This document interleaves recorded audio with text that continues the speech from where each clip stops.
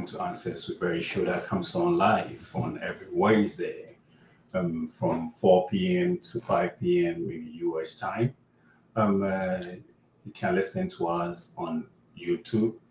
You can listen to us on Facebook Live. You can also listen to us on TuneIn. I know you can listen to us in your cars. Just tell your Google to connect you to Voice of the Nation Radio on TuneIn so that you can listen to us live. Today we have the privilege to have our special guest, Dr. Pambo, with us. And sorry for the delay because we have some few technical issues. But guys, please just bear with us. All right. So we take a little bit short break and then we'll be right back.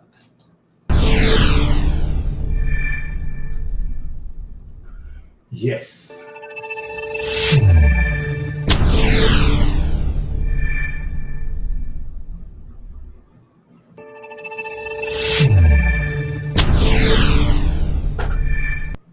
Yes, so again, you're listening to Answers with Very Show that comes on live on every Wednesday from 4 p.m. to 5 p.m. You can also listen to us on TuneIn. You can listen to us on Facebook Live on TuneIn and also all the social media handles. Just type in Voice of the Nation Radio and let your voice be heard. Yes, so again, we have our special guest, Dr. Pambo. Hi, Doc. How are you? Hi, I'm doing well. How are you doing too? Oh, man, I'm doing great. I'm Great. doing great. You Good to be know, here. yes, we are privileged to have Doc here. Man, we be targeting him for a long time. Anytime he comes, because he's so busy, we don't have the chance to have him on the show. But today, by his grace, we're able to get him here. Again, you can also watch us on every Saturday from 4 p.m. to 5 p.m., from 12 p.m. to 1 p.m. But this is like a special show. So that's why we come on it today on Wednesday from 4 p.m. to 5 p.m. So Doc, I mean, everybody knows about Dr. Pambo, Dr. Pambo, we'll let you tell us a little bit about yourself and then, we get into the real business. Thank you so much. So maybe we'll keep it basic and simple. So Dr. Prince Pambo, as we would all know, he's a Ghanaian, both parents from Ghana, and started my childhood from Ghana, the northern part of the country, if you know Ghana very well. Had basic education and everything in high school in the northern part of Ghana. I come from quite a large family. I currently have six older sisters, Oh, wow. and I'm the last child. So Mm, that's supposed to be a good feeling yes. at some point. Yeah. Mhm. So after high school, entered university. University of Science and Technology in Kumasi, where I studied my basic medicine, became a doctor, and did my mandatory house job training as a young doctor. Along the line, then I developed interest in the area of sports and exercise medicine. This specialty wasn't available in Ghana, and we didn't train. I was fortunate to be awarded a government scholarship to travel out of country to England, Nottingham University to be specific, where I did my sports and exercise medicine specialization. After training, there was every opportunity, every motivation, every enticement to continue life in UK, but I thought my country needed me most, and I was under government scholarship, so I went back to Ghana sometime 2012 and started my sports medicine career. Started working with the Ghana Football Association, not full time though. My full-time job is with the Ghana Health Service and the Parliamentary Service of Ghana, where I am the medical director. So I've worked with quite a number of the football teams, the junior side, all the way to where I currently work with the senior national team, the Black Stars. So my day-to-day activities would just be seeing to musculoskeletal issues, injuries among sportsmen and women, and I do also have general practice. I am married to a woman, and our marriage is blessed with three lovely daughters. So, in summary, this will be my life. Of course, after sports medicine, I did a subspecialty in the area of sports cardiology in Germany.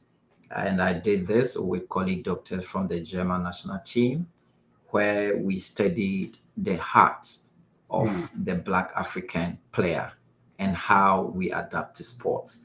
So yes, Barry, this will be a summary of Dr. Prince Pambo. Wow. So you see, Doc, this is just a summary. It's me just a few of what he be doing. You have it all. It's a Yes. whole package. Yeah, and since you have quite a number of listeners from the US, I actually did a 1 year Mhm. with the NBA. Oh wow. So that would be of interest to a lot of your listeners. Yes, in 2020, 2021, Mhm. I was the medical lead for the Basketball Africa League, which we organized in Kigali, Rwanda. It was Wow. a huge success. Yes. Mhm. Yeah. So I mean, he said a lot. I mean, he have a whole lot of information to deliver, and most people, when they get to this level, what we do, most of us, then we ain't going back anymore because we can make a whole lot of money out here. But he have the passion for what he's doing for his country, so he has to go back and help and help the country Ghana. Doc, I mean, you have like a full medical doctor. I mean, you also take care of the sports, you take the parliamentary. It's like, I mean, the whole country, I would say almost the whole country is in his hands, isn't it? Right? He deals with the national team, with the parliamentary, I mean, and also with the ministry. Like, Yes. Yes. that's a lot. And then, do I want to list some few things that I need to, jump into. When it comes to the FIFA side, I mean, I know you're doing a lot over there. So if you can Yes, brief us a yes, little bit yes. about So, that too. yeah, I am a medical committee member for the Confederation African Football. So that role, we get to make all the medical plannings and policies for African football. We do the doping controls, the emergency medical setups during major tournament on the continent. In about 6 weeks' time, we would be in South Africa to do training workshops for doping control officers on the continent of Africa. I also am a doping control officer for Federation International Football Association, that's FIFA. Done a number of projects, FIFA 11 for Health with FIFA, where we use football to educate people on health issues. And early next year, we are going to be in Switzerland to develop a cardiovascular screening tool for adolescent soccer players aimed at reducing the incidence of sudden cardiac deaths. So yes, that's my engagement at the global level and the continental level. Barry, I thought we were doing summaries. So yeah, so that has been Wow. my scope. Man.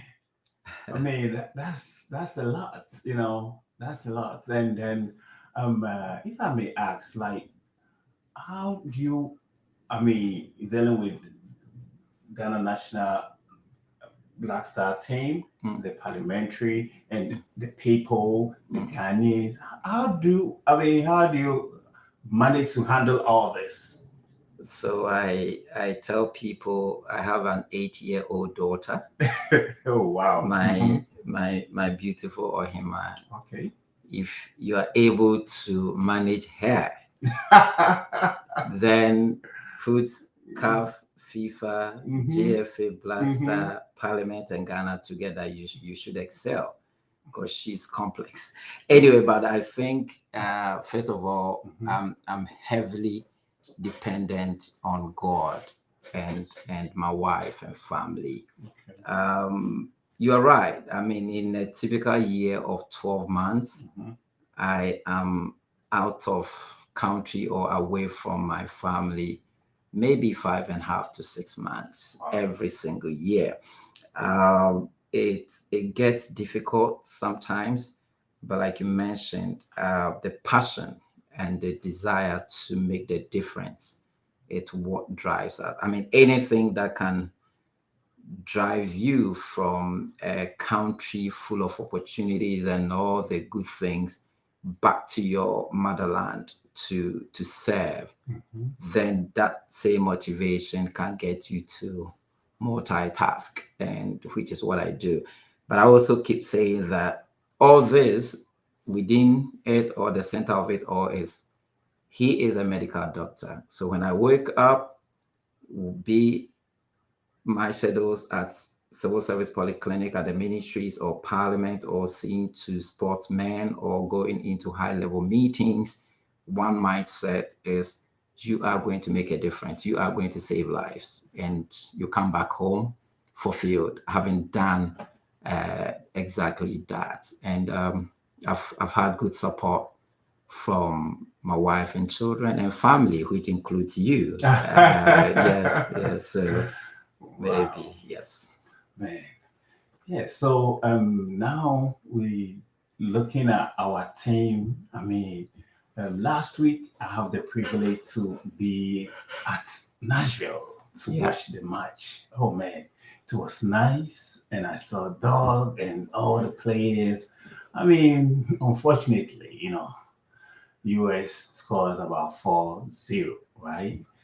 Now, I have a question like, how is our way forward? Is this something like we think US like we underestimate them, or like maybe I mean like the players really wasn't prepared, or I mean just they take it like we're gonna win, so let's get on the field. I mean, one, why, and two is like, do we have the way forward? Are we going to see difference, or I mean, why it happens that way? I know you're not a coach, but hey, you're part of the team, right? Right. So mhm. Thanks so much. So this would be the first time and maybe the last time. I normally would not comment on the technical aspects Okay. of our games because I'm probably not permitted to do that. Okay. Okay. Um, it wasn't a performance anybody predicted. Mm-hmm. It wasn't a performance anybody wished for, Mm-hmm. especially knowing what a number of Ghanaians went through to come and watch the game. Some, I'm told, drove 13 hours to Mm-hmm. come and watch the Yes. game, and nobody loves that. I think everybody came into that game expecting we could win. Mm-hmm. Uh, I'm pretty sure a few things had happened prior to the entire campaign that maybe could have, in a way, destabilized the team or the coach. Quite a number of players that ideally would have showed up for some of these games. I'm interested in the injury Yeah. part of But things. yes. The very last week before the call up, quite a number of players were unable to honor the invitation as a Okay. result of injuries. My worry wasn't because they were not going to be able to play, because I believe anybody who comes to wear the Ghana Black Star jersey is Mm-hmm. capable. But Yes. my worry was the fact that key players Mm-hmm. were injured and they couldn't play for even their clubs. Mind you, when you are with a club and you get injury, you lose money. Your career tends to shake a bit. So our prayers are with all the players of Black Stars and wherever they are. I would say injury to some players contributed to the team not looking the way anyone would have wanted it to look. I'm sure those who watched the game against Mexico, right within the first half, a key defender, Joseph Edu, who plays for Celta Vigo, tore his Achilles tendon. Major injury. He has been fixed surgically now, and he's out for half a year. Wow. Now, if I look back and I think about that, it worries and bothers me more than the outcome. But I can tell you today, Barry, if USA will give us an opportunity to play them next week in Atlanta, I can assure you Ghana will be there. Wow. And if you have USA colleagues and friends who are listening, yes, now you can throw them a challenge that anytime they get to meet Ghana Black Stars, it would not be the same score line for sure. So I personally also want to apologize. My coach has done that. Other players have done that. Normally, we want to apologize to every Ghanaian for the disappointment. We disappointed ourselves, and we want to apologize to every Ghanaian. Okay. So we take a little bit short break and then we'll be right back. And again, you are listening to Answers with Barry Show that comes on live on Voice of the Nation Radio. You can listen to it on Facebook, on TuneIn, and you can also listen to it on your cars, TuneIn, YouTube, Facebook Live, and also on Modern Ghana. So we take a little bit short break and then we'll be right back.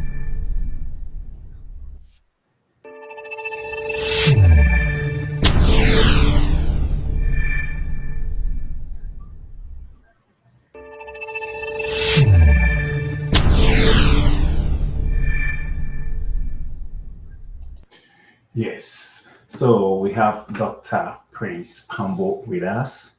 Yes, dog. I mean, though, it's a game, so somebody have to lose. There's no two ways about it. But I think we did enjoy being there, the players, they did good though. But hey, it's a game, sometimes it happens. But we're looking for that you can start organizing more of this for us to, attend such games, especially in ATL. Dog, what do you think? Because ATL is like more with more like it's bigger than Tennessee, and we have a whole lot of Africans, Ghanaians, and all that. So I think you guys should organize one for us. Yes, so I believe typically these friendlies that do occur during the FIFA windows most of the time are organized by various agencies, and I think these particular ones were also put together by the US Soccer. So they are normally the host. If US Soccer finds your stadia here to be good and attractive. You saw where we played in Nashville. Yes. Very beautiful stadium, very portable. Normally, I'm not sure US want to play in very big stadia because normally the typical American would watch football compared to soccer. So if you have very good pitches, good stadia, I'm sure the US soccer would be pleased too. And of course, I mean, we feel ATL probably would have a better weather compared to Nashville. And or you can look within your networks if you have strong agencies who can put together beautiful, friendly games. You can actually afford to get Ghana, Brazil here in ATL. Wow. It's possible. That would be awesome. So all the businessmen listening to us, That's right. this is a key that dog is throwing it out there. You Yeah. know, y'all can organize. Ghana Brazil is gonna be awesome. Yeah, you will definitely cash out Oh, if you're a businessman investing in the game. definitely, definitely. So I mean, y'all should, start thinking about it, and let's see if you can let it happen. That would be really, really, really awesome. Yeah. So, dog, I know you don't deal with that technical side of the team, but how are we looking? Maybe like from 5 years from now. I mean, 10 years from now. How the Ghana team we're looking, and your side too, because it looks like, I mean, the whole Ghana, I mean, you be doing it all. Are we looking to train people to be like you? Because I don't know about that. Yes, so in 5, 10 years, um, Blackstar as a team, uh, you definitely will have senior players probably hanging their boots. Okay. Good thing is that the FA normally would have a good transition and succession plan. So if you looked at the team that played USA, Hmm. one of the criticisms we actually got was the fact that a number of the players were new. Exactly. People want to use the word inexperienced, and I believe it's within a kind of transition season. And in 5, 10 years, those players we're calling new today or young today, the likes of NS Niama and Co, would be top players that will fly for the country.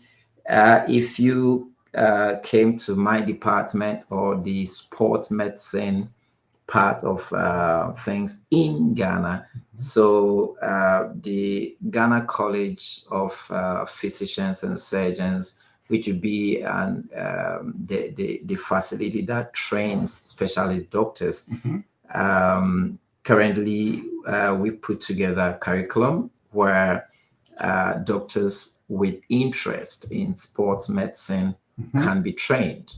Okay. So basically, that's happening, and I do have a couple of mentees under me who are also coming up. And we do have other doctors Hmm. with the junior teams, and naturally people just get promoted to take up, because we can't do this forever. Hmm. At a point we would have to sit back and let other people or younger ones take over. So yes, we do have good succession plans in place, and of course the country Ghana scouts all over. Because we do have a lot of Ghanaians who Hmm. are in other countries, Ghanaians outside Ghana giving birth to boys who are playing good soccer in high schools. We do have our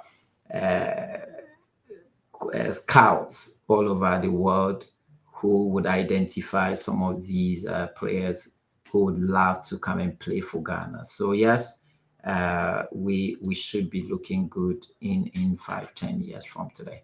Okay. So I mean, that sounds great. But then, sometimes what I've noticed is like, I mean, why I say you have passion for the country is like, though they have scholarships, the government help them, but when they come to this level, they decide not to go home again because they make more money out here than going back home. And like you have done, I believe like there are going to be more people who look up to you to be able to be like you, so that I mean, if we have more folks like you, it means things will be more easier, and things can be more kind of um, easier, and can be more like very flexible for the country, so that I mean, a lot of things can be just kind of not just everything on one person, but it's like they can have different people taking different positions to make things easier. So we pray to God that most of our people also have the passion like Doc have for the country. Now, he said much about how, if he can handle Ohima at home, then means he can handle those kind of position, right? If she said that, if he said that, you understand who Ohima is, right? It's a little bit harmful, but again, we thank God. I mean, for the family and for everyone who also support you to let things be successful. He did mention of also God, like I mean, he's the one he look up to, and with God it's always possible because I mean sometimes I'll call him Superman, because he's everywhere, you know what I mean? And it's not easy. Yeah, so now though, let's come to like we looking like maybe um building a school or something that you like, for instance, you people of your type can educate people in Ghana, not like to take them outside the country. Are we looking at those kind of angle too, or they always want everything to be outside thing? Okay, so like I mentioned, at the moment, the Ghana College Physicians Mm-hmm. is actually training people in sports medicine. Mm-hmm. So you don't need to travel outside country. So these are people who become sports physicians. Mm-hmm. Now, when it comes to the practice of sports medicine, it's not only the sports physician or the doctors you need a physiotherapist, you need a Mm-hmm. physio assistants. And just before I traveled out of country, the Ghana Football Association, in collaboration with the University of Ghana Physiotherapy Department, actually organized a training workshop, Okay. more like a school time, Mm-hmm. for physio assistants, masseurs, Mm-hmm. where myself and a number of doctors and physios who are senior lecturers in the university had to go and teach and demonstrate a lot of things to these ones. The various universities run physiotherapy programs, sports science programs, and then some of us get appointed on part-time basis to help train these young ones. So yes, the school opportunities, the training opportunities are there, and we are aggressively helping train younger ones to be able to take on the roles we are playing now. Okay. That sounds great. It means we have a future because if I Yes. mean this is what is going on, then we should expect great, powerful men like him, like his caliber, also coming up. So it means we have a great future. Now, I heard like before any player go out of the country, like especially our local players, you have to make sure like he's fit, he's qualified. I mean, he's fully like kind of when it comes to physicals, it's like he's good, he's fit before you allow him to get out of the country. Is that part of that thing too? Like what you also do? Right. So there's something we call the pre-competition medical assessment, Okay. which is mandatory. So this is normally within our league, which is a Ghana Premier League. So before any player would be considered eligible to play soccer, Mhm. we take them through this pre-competition medical assessment, which has to do with history taken from the player. So you engage the player just like anyone walks into the doctor's consulting room. Mhm. You ask basic questions. Have you had injuries before? Have you had this before? Any surgeries? You ask about their family history and all that. The relevance being that if your dad was hypertensive, or your dad or mom or sibling had any heart condition, then we would know that you could possibly be a candidate for that.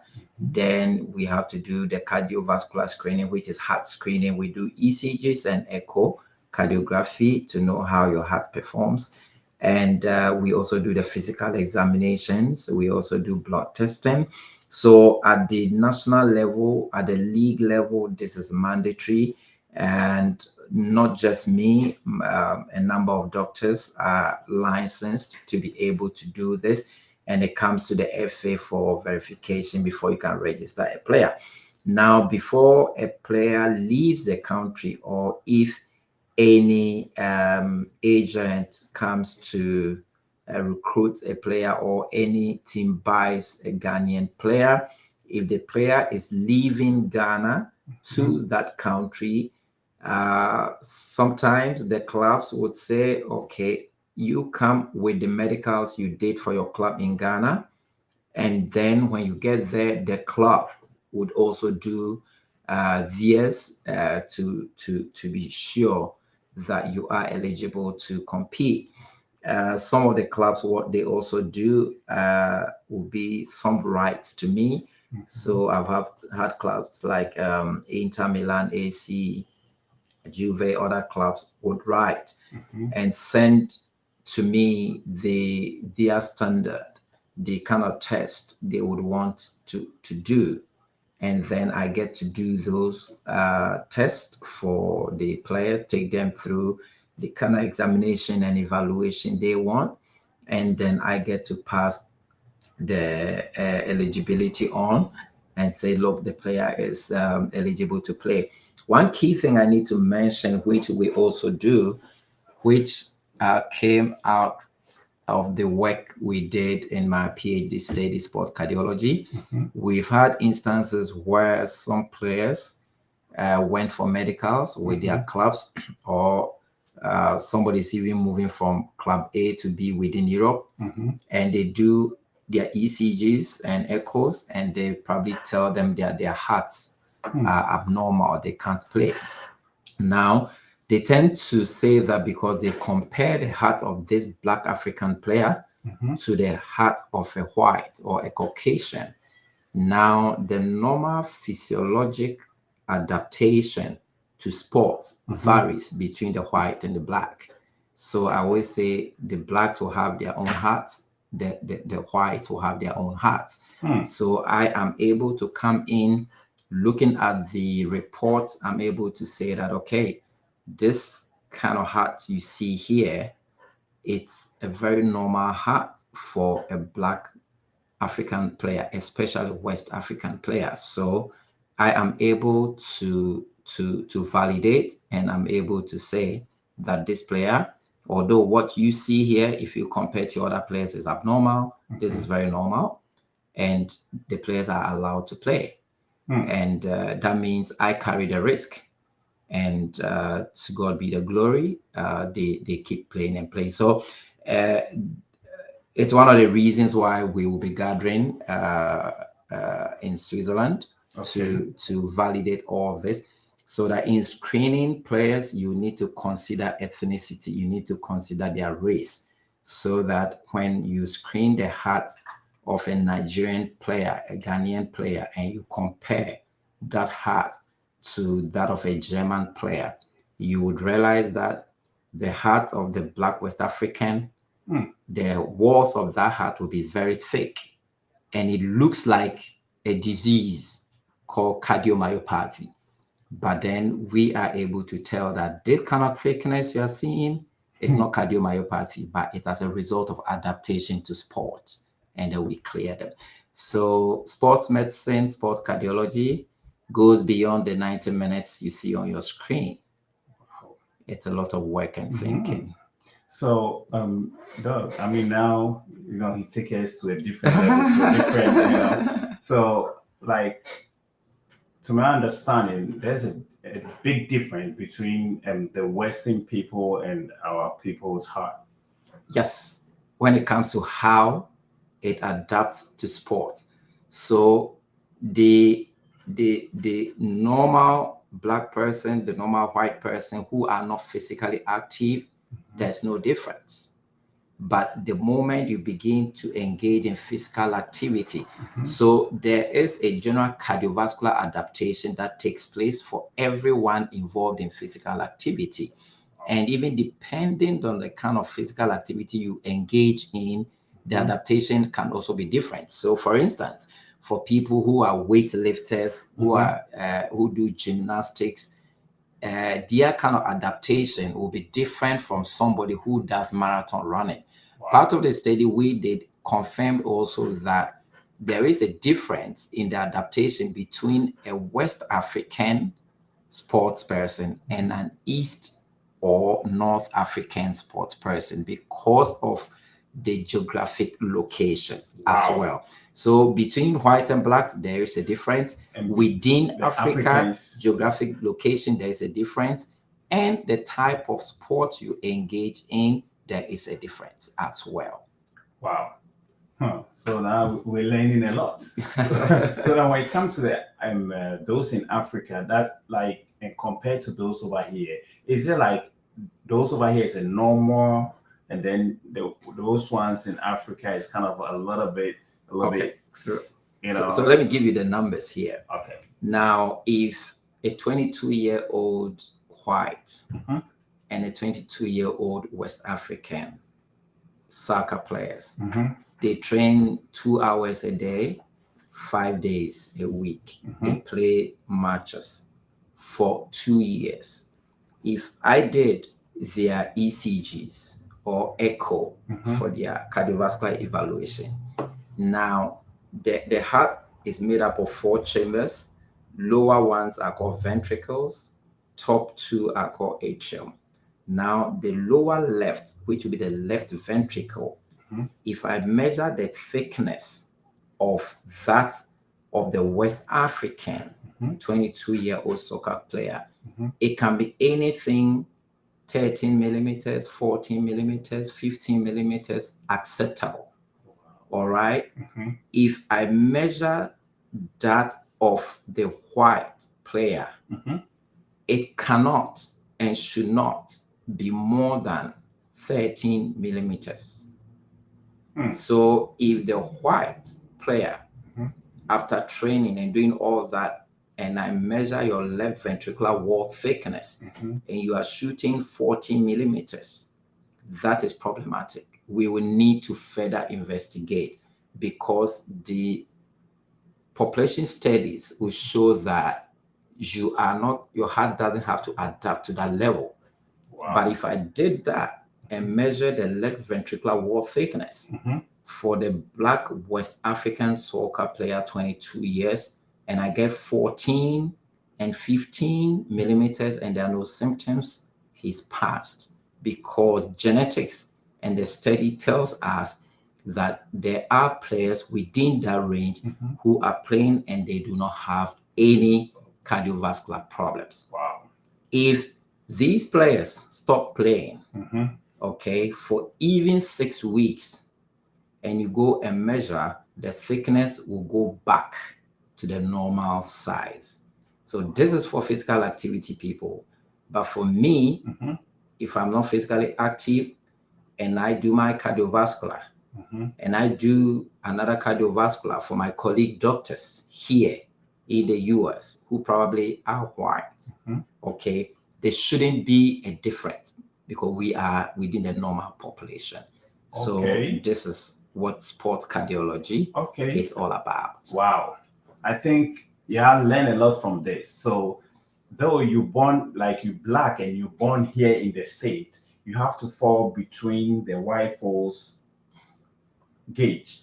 No, you still, if you are black and you grown up in the States, and you grown up in the state and you are competing and playing the same, your roots, because there was another study where Caribbeans who were in, it was an England study where Caribbeans, they were born in the UK and everything, and they did that at the school level and they were with their white counterparts. Then they saw those of Caribbean and African origin had thicker hearts.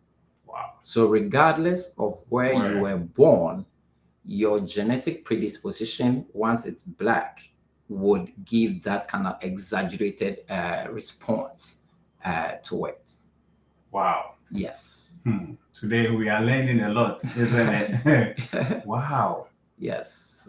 That's Yes, really awesome. that's right. That's awesome. And like I said, so with the East African, Mhm. what you will see is that because of their sport, basically it's marathon Marathon, yes. endurance. So when you measure this, the volume, it's Mhm. not a thickness. So the volume is big. Okay, so the cavity, which is like the space within, Mhm. they have a bigger space within, all right, but Okay. the walls are same size, Hmm. not thickened. All right, so that will be the difference. Bigger volume in the sense that marathon, they need to take in a lot of oxygen Okay. to be able to go long Long distance and distance. endurance. So that is also the difference between our East African Mhm. colleagues versus the West African colleagues. Wow. Yes. I So, mean, and this is particularly important even during high school cardiovascular screening for the young ones, okay. because you would have mixed groups. So Mhm. you would have people of East African descent, West African descent, Caribbean descent, Australian descent, and all that. So the doctors who would normally interpret the results Mhm. of these kids who are probably breaking into junior side of NBA teams or junior side of US soccer teams or anywhere you find yourself, then you need to consider the ethnicity or the origin of these young ones to be able to say you are eligible or not. Wow. Man. I mean, we're learning so much today. We have to bring. I'm kind of sweating. I can tell, like, because it's cold out there in the heater, and so hey, but we need to bring doctor here to come and teach us. I mean, how to take care of your heart. Because it's also another different thing altogether. But Yeah, today we're talking about sports, so it means it's not just like just the physicals, and it's more into it. yeah, And like you also have to make sure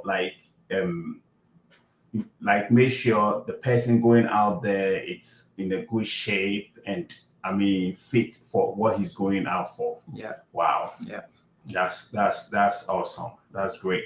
Now, I mean, when we look up to these foreign players, I mean that side is a little bit technical, but how come sometimes like these players, I mean, maybe he grown up, let's take like junior, or I mean, our kids who are growing up here, I mean, they grown up and then they are full citizens, and then later they decide to go play for maybe their parent, like they decide to go to pray for Ghana because they know their parents from Ghana.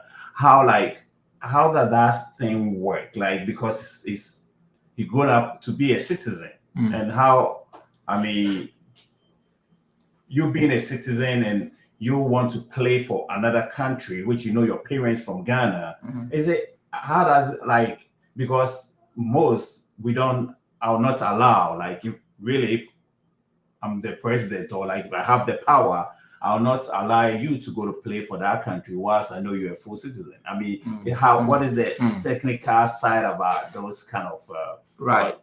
Hmm. So I think the FIFA rules on that um, doesn't have much to do with the um, do I say the protocol or the citizenship thing, Okay. So we have quite a number of players who play for the national team. Hmm. Some are holding Spanish passports, some are holding British passports, some are holding American passports.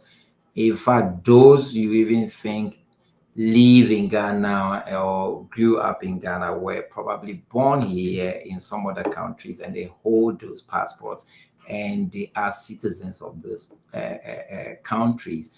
But when it comes to playing for the national team, Hmm. what is needed is that if it's US and US has never presented you as a US player Hmm. to FIFA, Okay. for any of their senior national team, Okay.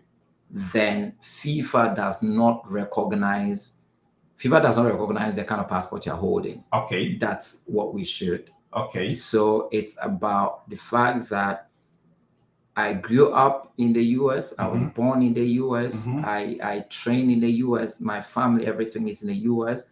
But I haven't played for the US senior side before. So I have never been presented to FIFA as a citizen or a representative of US.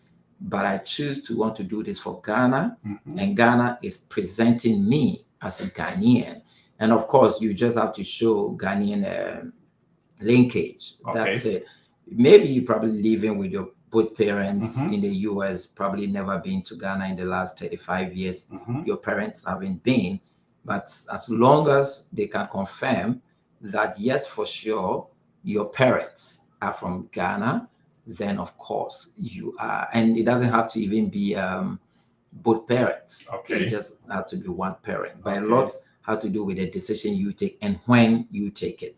So you can't play for the English national team and then it gets to a point where you are not getting play time. Then now you decide you want to play for Ghana. It doesn't work that way. Okay. So so far as you present yourself to play for this country. That's right. That's it. Then you're done. Yes. You can't even switch anymore. No, at the senior side. Yes. Okay. And our time is almost spent, and I saw about 103 people watching, which is very encouraging. That's good. We ain't gonna take much questions because our time is almost, but hey, I'll bring him back again. I love that anyway. Yeah. So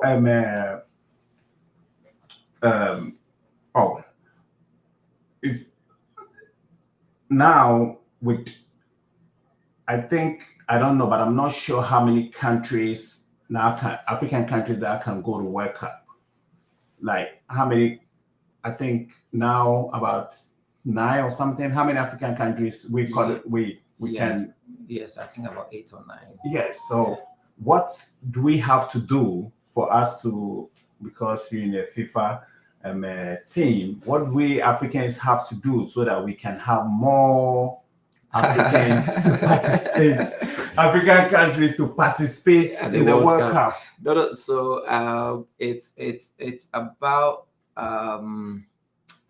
what do I say?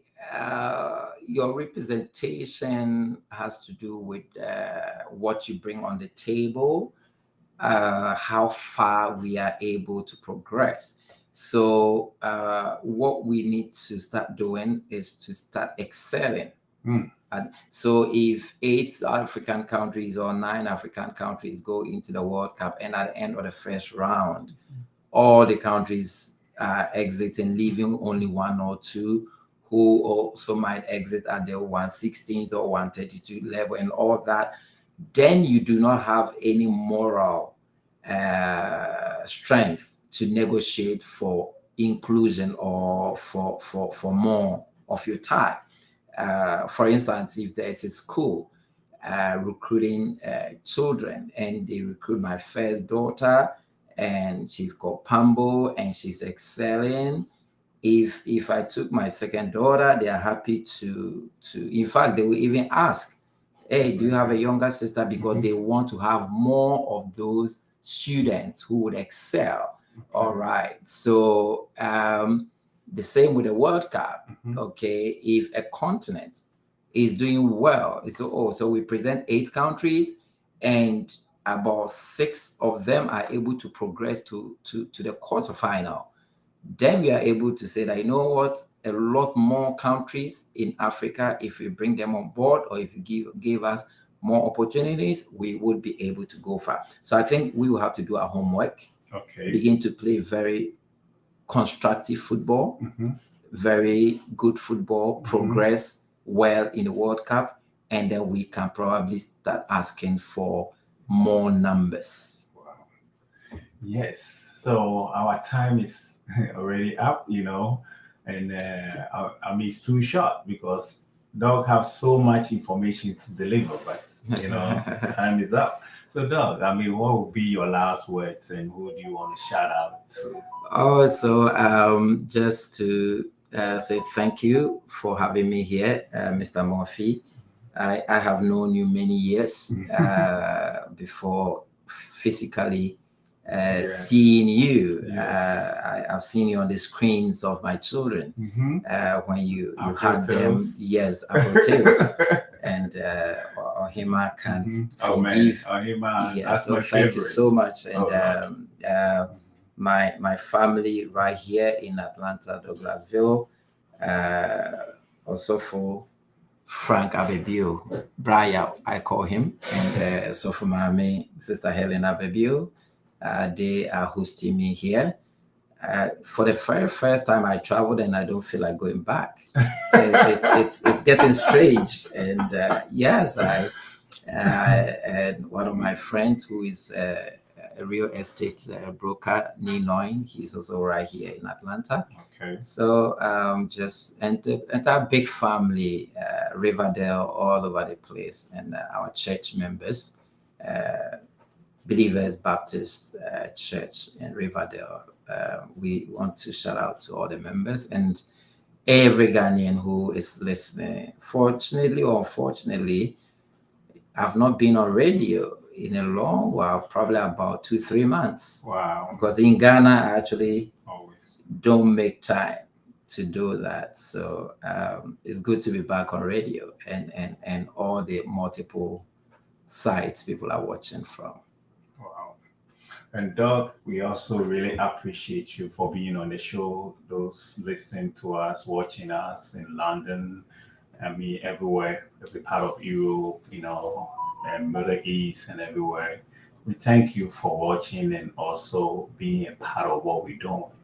Again, if you want to be on Answers with Very Show, you can call us on 404-988-5691. And you can listen to us on TuneIn, which is 24/7. You can also watch us live on Saturdays that the show will be coming on from now. It's not going to be 11 to 12. It's going to be from 12 a.m. to 1 p.m. every Saturday, and more shows coming up. So we thank Dr. Pambo for being on the show, and a big shout out to my family and supporting me, LM and AAA.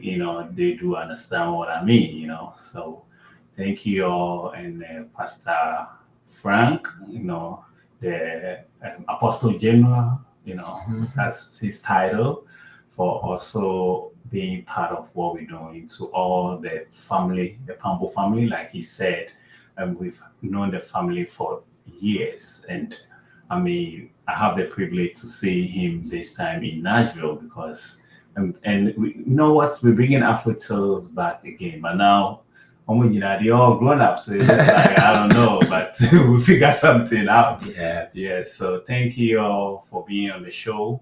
And I'll say we love you all for watching for 103. That was impressive. And keep on watching Ancestry Berry Show that comes on live on every Saturday from 12 a.m. to 1 p.m. So shalom, and we love you. Be with us next week, Saturday. We're gonna talk about this book that is coming out. It's The Power of Giving. So the author are gonna be here, and we're gonna talk about it. But if you want to give, just give me a call. We always receive donations. We love you all, and have a blessed week. Shalom.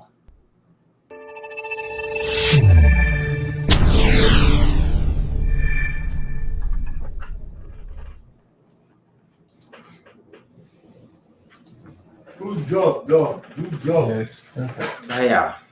Good job.